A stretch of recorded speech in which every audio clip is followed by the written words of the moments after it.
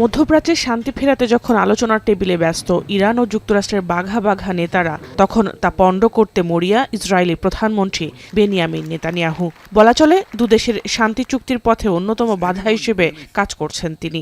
যতই বলা হচ্ছে লেবাননে হামলা বন্ধ করতে, কোনো কিছুই যেন কর্ণপাত নেই তার। খেয়াল খুশিমতো আগ্রাসনে মত্ত ইহুদি নেতা। ওয়াশিংটনের নিষেধ অমান্য করে বৃহস্পতিবার রাতেও দক্ষিণ লেবাননের নাবাতিয়ে জেলায় বিমান ও আর্টিলারি হামলা চালিয়েছে আইডিএফ। এতে হতাহত হয়েছেন অনেকে। লেবাননের রাষ্ট্রীয় সংবাদ সংস্থা জানায়, বেসামরিক নাগরিকদের লক্ষ্য করে হামলা চালিয়েছে ইসরায়েল। ধ্বংস করা হয়েছে কয়েকটি বহুতল ভবন। নোভা এলইডি টিভি, ঝকঝকে ছবি, নিখুঁত শব্দ, 5 বছরের ওয়ারেন্টি। নোভা মানে সঠিক মান, নিশ্চিত সেবা। ইসরায়েলি এ পদক্ষেপের তীব্র সমালোচনা করেন মার্কিন ভাইস প্রেসিডেন্ট জেডি ভ্যান্স। বলেন, নেতানিয়াহু ভুলে গেছেন যুক্তরাষ্ট্রই তাদের একমাত্র বন্ধু রাষ্ট্র।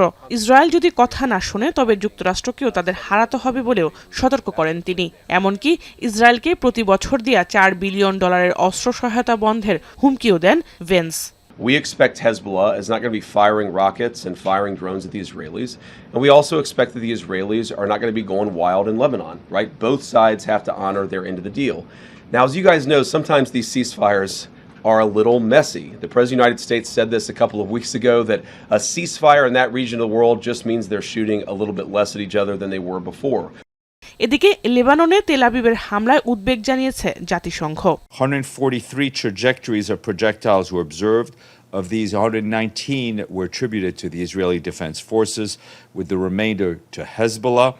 Yesterday, 364 projectile launches were observed, of which 330 were attributed to the IDF and 34 to Hezbollah. এছাড়াও গাজায় যুদ্ধবিরতি লঙ্ঘন করায় তীব্র নিন্দা জানায় সংস্থাটি। জাহানারা ভুইয়া, এখন বিশ্ব।